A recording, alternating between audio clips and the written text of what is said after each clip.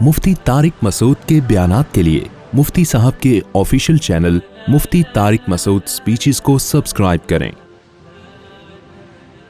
آج ہم سورہ فتح شروع کریں گے۔ سورہ فتح کا پہلا رکوع اور 26ویں پارے کا رکوع نمبر 9۔ حسب معمول اس کا مختصر لفظی ترجمہ مختصر گرامر کے ساتھ، پھر انشاءاللہ اس کی تفسیر ہوگی۔ ویسے تو میرا معمول یہ ہے کہ پہلے میں لفظی ترجمہ کرتا ہوں، پھر سورت کے بارے میں بتاتا ہوں کہ اس کا شان نزول وغیرہ کیا ہے، لیکن مجھے خیال ہوا کہ پہلے بتا دیا جائے تو زیادہ اچھا ہے، تاکہ لوگوں کو دلچسپی ہو کہ بھئی اس سورت کے خاص مضامین ہیں کیا۔ ہر سورت کا شان نزول ہوتا بھی نہیں ہے، لیکن بعض صورتوں کو ایک شان نزول ہوتا ہے، ان کو سمجھنے کے لیے اس سیاق و سباق سے وابستہ ہونا ضروری ہوتا ہے۔ دیکھیں، نبی صلی اللہ علیہ وسلم کو خواب آیا کہ آپ صلی اللہ علیہ وسلم صحابہ کرام کے ساتھ عمرہ کر رہے ہیں۔ آپ نے صحابہ کو خواب بتا دیا، لیکن خواب میں یہ نہیں بتایا تھا کہ یہ عمرہ کب ہوگا، اس سال ہوگا یا اگلے سال ہوگا۔ اب ظاہر ہے مکہ چھوڑ کر آئے تھے، صحابہ کرام میں مہاجرین کی بہت بڑی تعداد تھی، ان کو بیت اللہ سے ایک دلچسپی تھی اور وہ چاہتے تھے کہ بیت اللہ کی زیارت کریں، ہم عمرہ کریں۔ تو نبی صلی اللہ علیہ وسلم نے جب بتایا کہ مجھے خواب آیا، تو صحابہ شدت شوق سے فوراً تیار ہو گئے کہ بس آپ کا خواب تو سچا ہے، ابھی ہم فوراً عمرہ کرنے جائیں گے۔ بیت اللہ سے محبت کا تقاضا بھی یہی تھا، آپ صلی اللہ علیہ وسلم نے بھی ارادہ کیا ٹھیک ہے۔ تو 1400 کے قریب حضرات کو لے کے، یعنی تقریباً 1500 افراد کو لے کے آپ صلی اللہ علیہ وسلم عمرے کے ارادے سے نکلے، اور جو ہدیے کے جانور ہوتے ہیں، یعنی جو جانور عمرے میں شکرانے کے طور پر ذبح کیے جاتے ہیں، وہ جانور بھی آپ صلی اللہ علیہ وسلم ساتھ لے کے نکلے۔ بعض دفعہ دم واجب ہو جاتا ہے نا، تو اس میں جانور ذبح کرنا بطور دم کے واجب ہو جاتا ہے۔ اچھا، اس کو دم شکر نہیں کہتے، میں نے غلط تعبیر کی، دم شکر اور ہے اور یہ دم اور ہے۔ خیر، تو ہدیے کے جانور بھی ساتھ لے کے چلے گئے آپ صلی اللہ علیہ وسلم، اور احرام باندھ لیا مدینہ میں، اس مقام سے جہاں سے آج آپ کو معلوم ہے کہ وہاں سے احرام کے بغیر گزرنا جائز نہیں ہے اگر کوئی مکہ کے ارادے سے جاتا ہے۔ احرام باندھ کے آپ صلی اللہ علیہ وسلم نکلے، بہت لمبا سفر تھا، مکہ سے مدینہ اچھا خاصا فاصلہ ہے۔ تو جب آپ حدیبیہ کے مقام پہ پہنچے تو مشرکین نے آپ کو آنے سے منع کر دیا۔ آپ صلی اللہ علیہ وسلم نے قاصد کو بھیجا اور کہا کہ بھائی مشرکین مکہ کو بتاؤ، جیسے دوسری قومیں عمرہ کرنے آتی ہیں ہم بھی عمرہ کرنے آئے ہیں۔ یعنی عربوں میں رواج تھا کہ بھی جو بیت اللہ کی زیارت کے لیے آتا تھا اس کو نہیں روکتے تھے، وہ عرب کے مختلف قبائل مختلف جگہوں سے آیا کرتے تھے، لیکن نبی صلی اللہ علیہ وسلم سے چونکہ صحابہ کرام سے مشرکین مکہ کی دشمنی چل رہی تھی، انہوں نے روک دیا۔ آپ صلی اللہ علیہ وسلم نے قاصد بھیجا اور ان کو بتانے کے لیے کہ بھئی ہمارا تم سے لڑنے کا کوئی ارادہ نہیں ہے، ہمارا تم سے ایگریمنٹ ہے کہ ہم لڑائی نہیں کریں گے اور ہم طواف کر کے عمرہ کر کے واپس چلے جائیں گے۔ لیکن کوئی رسپانس نہیں ملا قاصد کے بھیجنے کے باوجود، تو اس لیے نبی صلی اللہ علیہ وسلم نے حضرت عثمان کو بھیجا، کیونکہ حضرت عثمان کی ایک ویلیو تھی، ایک شخصیت تھے حضرت عثمان، زمانے جاہلیت میں بھی ان کا بڑا احترام تھا، بہت بڑے تاجر تھے اور خاندانی نسبی شرف دونوں چیزیں حاصل تھیں، مالی شرف بھی حاصل تھا۔ تو جب سیدنا عثمان رضی اللہ تعالیٰ عنہ کو نبی نے بھیجا تو مشرکین نے آپ کو روک لیا۔ آپ صلی اللہ علیہ وسلم نے حضرت عثمان سے یہ بھی فرمایا تھا کہ جو مکہ میں مظلوم مسلمان ہیں، عورتیں ہیں، بچے ہیں اور جو بھی مظلوم مرد ہیں، ان کو تسلی بھی دے دینا کہ عنقریب اللہ تعالیٰ تمہارے غموں کو دور کرنے والا ہے اور مکہ انشاءاللہ فتح ہو جائے گا اور اللہ تعالیٰ تمہیں ظلم سے نجات دے دے گا، ان کو تسلی بھی دے دینا۔ لیکن جو مین مقصد تھا وہ یہ تھا کہ مشرکین مکہ سے ایگریمنٹ کیا جائے، ان کو جا کے بتایا جائے کہ بھائی ہم لڑنے کے لیے نہیں آئے۔ مشرکین نے حضرت عثمان کو روک لیا، حضرت عثمان کے آنے میں تاخیر ہوئی۔ آپ کو پتہ ہے ایسے موقع پہ پروپیگنڈے کیے جاتے ہیں، بہت سینسیٹیو معاملہ ہوتا ہے۔ پروپیگنڈا یہ ہو گیا کہ جی حضرت عثمان کو تو مشرکین نے قتل کر دیا، معاذ اللہ شہید کر دیا ہے۔ تو ایک صحابہ میں ایک جنگ کی ایک لہر دوڑ گئی کہ بھائی یہ تو ہے، یہ تو ہم نہیں چھوڑیں گے ان کو۔ اب ظاہر ہے 1400 اصحاب تھے اور مکہ والے تو بہت زیادہ تعداد میں تھے، اسباب کی دنیا میں لڑنا ممکن نہیں تھا، لیکن اتنا غیظ و غضب تھا صحابہ کرام میں، اور خود نبی صلی اللہ علیہ وسلم کو اتنا غضب، آپ صلی اللہ علیہ وسلم غضبناک ہوئے کیونکہ یہ عرب کے کلچر کے بھی خلاف تھا کہ سفیر کو کبھی بھی دنیا میں کوئی قتل نہیں کرتا. جو بھی مذاکرات کے لیے جاتے ہیں نا سفارا وغیرہ, اس کو دنیا میں ہمیشہ سے رواج رہا ہے بھائی اس کا قتل کا مطلب تو یہ کہ آپ پر اب آئندہ کے لیے اعتماد ہی کوئی نہیں کر سکتا. خیر نبی صلی اللہ علیہ وسلم نے صحابہ کرام سے بیعت لینا شروع کی اور 1400 اصحاب رسول نے آپ صلی اللہ علیہ وسلم کے ہاتھ میں بیعت کی ہے کہ ہم اس وقت تک لڑیں گے جب تک خون کا ایک قطرہ بھی ہمارے جسم میں موجود ہے, اس وقت تک ہم لڑتے رہیں گے. اب یہ کنفرم نہیں تھا کہ واقعی حضرت عثمان کو شہید کیا گیا ہے یا نہیں کیا گیا, کنفرم نہیں تھا. تو آپ صلی اللہ علیہ وسلم نے سوچا کہ اگر وہ زندہ ہوئے, حضرت عثمان زندہ نکلے, تو ان کو کتنا افسوس ہوگا کہ ایسی مبارک بیعت جس میں سارے صحابہ جو بھی اس وقت موجود تھے وہ نبی کے ہاتھ پہ موت پہ بیعت کر رہے ہیں, تو عثمان تو اس بیعت سے کبھی بھی پیچھے نہیں رہتے. تو اس لیے آپ صلی اللہ علیہ وسلم نے اپنا دایاں ہاتھ اوپر رکھا اور بایاں ہاتھ نیچے, اور فرمایا کہ یہ عثمان کا ہاتھ ہے, اور ایسے حضرت عثمان کی طرف سے آپ نے اپنے آپ سے بیعت فرمائی. یہ بہت بڑی فضیلت ہے حضرت عثمان کی. فضائل میں کچھ نہ ہو تو یہ ایک حدیث ہی بہت بڑی فضیلت ہے, ورنہ تو ویسے حضرت عثمان کے فضائل سے تو احادیث بھری ہوئی ہیں. بعد میں یہ خبر جھوٹی ثابت ہو گئی کہ بھئی حضرت عثمان کو شہید نہیں کیا گیا اور حضرت عثمان بخیر و عافیت واپس آ گئے. اچھا یہاں ایک دلچسپ واقعہ بھی آپ کو سناؤں, تفسیر سے اس کا تعلق نہیں ہے. حضرت عثمان کی جو ازار تھا نا وہ اوپر تھا ٹخنوں سے, تو مشرکین نے مذاق اڑایا آپ کا. تو حضرت عثمان نے کیا فرمایا کہ ہم تمہارے کہنے پر اپنے نبی کے طریقے کو نہیں چھوڑ سکتے, تمہارے مذاق اڑانے سے یا تمہارے استہزاء سے. یہ میں اس لیے عرض کر رہا ہوں کہ آج کل یہ بھی ایک دیندار مذہبی لوگوں میں بھی ایک بیماری آ گئی ہے. کوئی عذر ہو تو ایک الگ بات ہے, نارملی آپ اپنے ازار کو ٹخنوں سے نیچے نہیں رکھ سکتے. آپ نے ڈاکٹر ذاکر نائک کو دیکھا ہوگا, پینٹ پہنتے ہیں لیکن فولڈ کر لیتے ہیں وہ, تو یہ شریعت کا حکم ہے. حضرت عثمان کا بھی انہوں نے مذاق اڑایا تھا. خیر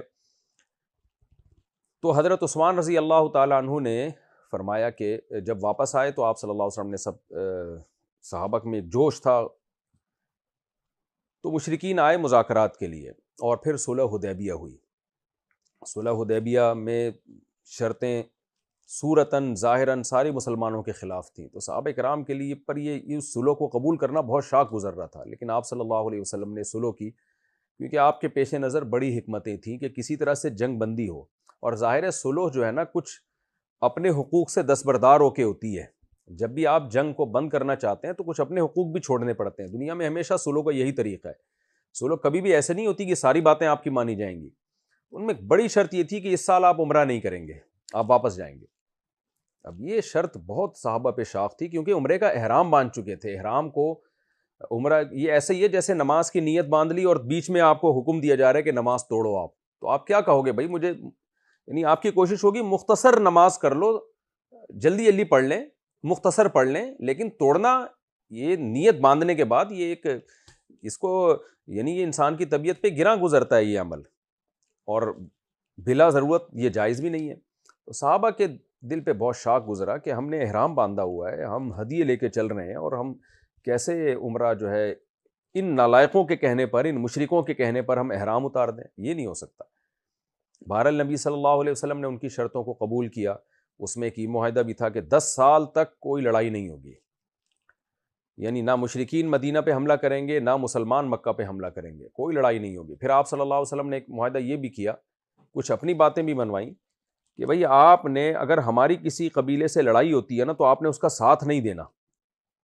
کسی بھی قبیلے سے ہماری لڑائی ہوتی ہے تو مشرکین ساتھ نہیں دیں گے. جنگ بندی کا مطلب ہمارا آپ سے کوئی اب 10 سال تک لڑائی بھڑائی نہیں ہے. مشرکین نے اس پہ ایگری ہو گئے وہ, اور وہاں سے کوئی آئے گا مسلمانوں کے پاس تو مسلمان اس کو کافروں کے حوالے کر دیں گے, مشرکین مکہ کے حوالے کریں گے. اور اگر یہاں سے کوئی معاذ اللہ مرتد ہو کے مکہ چلا گیا تو مکہ والے اسے مسلمانوں کے حوالے نہیں کریں گے. یہ شرط بھی مسلمانوں کے اگینسٹ جا رہی تھی, لیکن آپ صلی اللہ علیہ وسلم نے اس شرط کو بھی قبول کیا. تو یہ بیسک اور موٹی موٹی شرائط تھیں. جب صلح نامہ پہ دستخط ہوئے تو 2 موقعوں پہ جھگڑا ہو گیا. ایک تو یہ کہ آپ نے خط میں لکھوایا بسم اللہ الرحمن الرحیم, مشرکین نے کہا یہ بسم اللہ الرحمن الرحیم تو مسلمانوں کا شعار ہے, یہ جو معاہدہ ہوا ہے اس پہ بسمک اللہم آئے گا, جو عرب کا کلچر تھا, رواج تھا, بسمک اللہم, اے اللہ تیرے نام سے. الرحمن الرحیم نہیں آئے گا. اب اس پہ صحابہ کرام جذبات میں آئے کہ مشتعل ہوئے کہ ہم اللہ کے جو پراپر جو بسم اللہ ہے ہم وہ لکھیں گے، لیکن آپ صلی اللہ علیہ وسلم نے سب کو ٹھنڈا کیا اور فرمایا کہ جیسے یہ کہہ رہے ہیں ایسے ہی لکھو، بسمک اللہم لکھا گیا۔ دوسرا مسئلہ ہوا کہ نبی صلی اللہ علیہ وسلم کے نام پہ آپ نے فرمایا محمد ابن عبداللہ رسول اللہ، آخر میں نام کے بارے میں جھگڑا ہوا، آپ صلی اللہ علیہ وسلم نے اپنے نام کے ساتھ رسول اللہ لکھا، عبداللہ و رسولہ، تو انہوں نے رسول اللہ کا لفظ لکھا، تو آپ ان مشرکین نے کہا کہ اگر ہم آپ کو اللہ کا رسول مانتے تو ہمارا پھر جھگڑا کیوں ہوتا آپ سے، تو رسول اللہ کا لفظ ہٹائیں، آپ صرف ابن عبداللہ، عبداللہ کے بیٹے۔ تو اس پہ آپ نے حضرت علی کو حکم دیا کہ آپ رسول اللہ کا لفظ مٹائیں، تو حضرت علی نے فرمایا یا رسول اللہ میں کیسے مٹا سکتا ہوں، تو آپ نے فرمایا کہ مجھے بتاؤ کہاں لکھا ہے، تو پھر آپ نے اپنے دست مبارک سے لفظ رسول اللہ کو مٹایا۔ اس پہ بھی صحابہ کرام مشتعل ہو رہے تھے، لیکن آپ صلی اللہ علیہ وسلم ان سب کو ٹھنڈا کر رہے تھے کہ جو میں کہہ رہا ہوں اسی پر عمل کرو۔ اس صورت میں تسلی بہت ہے نا، اسی وجہ سے کہ صحابہ کرام کے جذبات بہت زیادہ، کیونکہ ان میں دینی غیرت اور دینی حمیت تھی کہ ہم دب کے صلح کیوں کریں، اب یہ تو ہم موت پہ بیعت کر رہے تھے اور اب ہم ان کی شرطیں ماننا شروع کر دیں۔ خیر جی، یہ صلح نامہ مکمل ہوا، اتنے میں حضرت ابو جندل مسلمان ہو کے آئے، بیڑیاں ان کے ہاتھ میں تھی، لیکن نبی صلی اللہ علیہ وسلم نے آپ نے ان کو واپس کر دیا مشرکین مکہ کے حوالے۔ حضرت ابو جندل نے فرمایا یا رسول اللہ آپ ان کے حوالے مجھے کر رہے ہیں، لیکن معاہدہ ہو چکا تھا، اگرچہ اس پہ سائن نہیں ہوئے تھے، ابھی دستخط نہیں ہوئے تھے، مہر نہیں لگی تھی، اس کے باوجود آپ صلی اللہ علیہ وسلم نے زبانی معاہدے کی پابندی کی۔ تو جب یہ معاہدہ کمپلیٹ ہوا ہے، اب احرام سے کیسے نکلیں، اللہ نے حکم دیا کہ جانور ذبح کر دو۔ شرعی طور پر مسئلہ یہی ہے، کسی حدیث سے پتہ چلا ہمیں کہ اگر آپ حج یا عمرہ کرتے ہیں اور کوئی بیماری کی وجہ سے آپ کو ٹائم سے پہلے احرام کھولنا پڑ جائے، اس کا طریقہ پھر شرعاً یہی ہے کہ آپ احرام کھول دیں اور جانور ذبح کر دیں۔ آپ یہ ایک دم کے طور پر ہوگا، کفارے کے طور پر ہوگا، تو ایسی صورت میں آپ پر عمرے کی قضا واجب ہے اور وہ جو احرام سے نکلنے کی تلافی جانور ذبح کرنے سے ہو جائے گی۔ آپ صلی اللہ علیہ وسلم نے حلق کا حکم دیا صحابہ کرام کو کہ بھئی احرام سے باہر نکلو، حلق کرو، تو کوئی حلق کر نہیں رہا تھا۔ آپ کی زوجہ حضرت صفیہ نے مشورہ دیا کہ یا رسول اللہ آپ خود حلق کر لیں، صحابہ آپ کو دیکھ کے حلق کر لیں گے، تو آپ صلی اللہ علیہ وسلم نے خود سے حلق کیا، صحابہ نے پھر آپ کو دیکھ کے حلق کرنا شروع کر دیا۔ بہت لمبا واقعہ صلح حدیبیہ کا، میری کوشش ہوتی ہے کہ تفسیر میں صرف اس پہلو کو بتاؤں جو اس تفسیر سے یعنی قرآن کی صورت سمجھنے میں آپ کو معاون اور مددگار بنے، ورنہ اس پہ علماء کی اسپیچز بھی موجود ہیں، تقریریں بھی موجود ہیں، کتابیں بھی ہیں، احادیث بھی ہیں، خود میرے لیکچرز میں بھی دوسرے مقامات پر آپ کو اس کی کافی ڈیٹیل مل جائے گی۔ فی الحال میں اس واقعے کو یہیں تک بند کرتا ہوں۔ نبی صلی اللہ علیہ وسلم واپس آ گئے، یہ 6 ہجری کا واقعہ تھا، 6 ہجری ذی قعدہ۔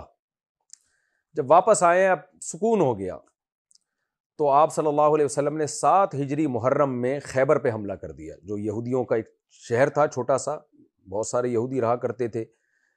تو اب یہ اطمینان ہو گیا کہ ہم اگر یہودیوں پہ حملہ کرتے ہیں تو، کیونکہ یہودی بار بار معاہدوں کی خلاف ورزی کرتے تھے، تو اطمینان ہو گیا مشرکین کی طرف سے کہ وہ اب حملہ نہیں کریں گے، وہ ان کی مدد نہیں کریں گے۔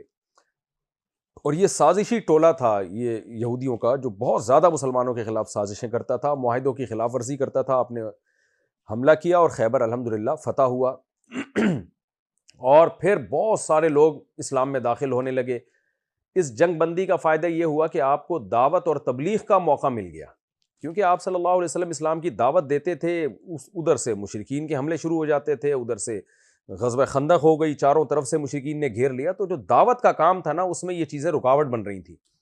اب آپ صلی اللہ علیہ وسلم کو موقع مل گیا کہ اب آپ دعوت کا کام کریں۔ آپ نے مختلف ملکوں کے بادشاہوں کے نام خطوط لکھے اور عرب کے قبائل کو دعوت دی، اور بہت سارے لوگ اسلام میں داخل ہونا شروع ہو گئے۔ خاص طور پہ خیبر فتح ہونے کے بعد اب یہودیوں کا زور بھی کافی حد تک کم ہو چکا تھا۔ سورہ توبہ میں نے اس کی ڈیٹیل بتائی، آپ وہ لیکچر دوبارہ سن سکتے ہیں کہ مشرکین مکہ نے پھر مسلمانوں کے خلاف کسی قبیلے کی مدد کی اور صلح حدیبیہ کو خود انہوں نے توڑ دیا۔ اب صلح حدیبیہ مشرکین نے ہی توڑ دیا، جو صلح ہوئی تھی وہ توڑ دی اور معاہدہ توڑ دیا، تو پھر آپ صلی اللہ علیہ وسلم کے لیے جائز ہو گیا کہ اب آپ مکہ پہ حملہ کریں۔ تو 8 ہجری میں یعنی صلح حدیبیہ 6 ہجری میں ہوئی ہے، 8 ہجری رمضان میں آپ صلی اللہ علیہ وسلم نے مکہ فتح کر لیا، 10,000 کا لشکر، اور بہت معمولی سی لڑائی ہوئی، چند جھڑپیں ہوئی ہیں۔ یہ معاہدہ کیسے توڑا تھا مشرکین مکہ نے، یہ میں سورہ توبہ میں ڈیٹیل سے بتا چکا ہوں، آپ وہ لیکچرز دیکھ لیجیے گا۔ جب 8 ہجری میں 10,000 کا لشکر لے کے آپ صلی اللہ علیہ وسلم نکلیں تو مورخین کا اختلاف ہے کہ مکہ صلح کے ذریعے فتح ہوا ہے یا لڑائی کے ذریعے، یعنی اتنی تھوڑی سی لڑائی ہوئی تھی، چند جھڑپیں ہوئی تھیں کہ اب تک اختلاف چلا آ رہا ہے علماء کا، فقہا کا، مفسرین کا، کہ ہم کیا کہیں گے اس کو، عنوتاً فتح ہوا ہے یا صلحاً۔ عنوتاً کا مطلب ہوتا ہے آپ نے باقاعدہ لشکر نے کسی ملک پہ حملہ کر کے اس کو فتح کیا ہو، کیونکہ اس کے حکام کچھ اور ہوتے ہیں، اور صلح کے ذریعے جب کوئی علاقہ فتح ہوتا ہے تو مال غنیمت کے حکام اور دیگر کچھ فقہی حکام الگ ہوتے ہیں۔ تو اختلاف آج تک چلا آ رہا ہے کہ یہ صلح کہیں گے ہم اس کو کہ مشرکین نے ہتھیار ڈال دیے تو بھائی نہیں لڑنا، یا یہ کہ جنگ ہوئی ہے اس کو، یعنی اتنی معمولی سی جنگ ہوئی تھی کہ یہ کہنا مشکل ہے کہ مکہ لڑائی سے فتح ہوا ہے یا صلح سے فتح ہوا ہے۔ تو 8 ہجری میں آپ صلی اللہ علیہ وسلم نے مکہ فتح کیا۔ تو یہ تھا اس سورت کا تھوڑا سا سیاق و سباق۔ اب انشاءاللہ سورہ فتح سمجھنے میں آپ کو آسانی ہوگی۔ اب میں اس رکوع کا لفظی ترجمہ کروں گا مختصر گرامر کے ساتھ، پھر انشاءاللہ اس کی ہم تفسیر شروع کرتے ہیں۔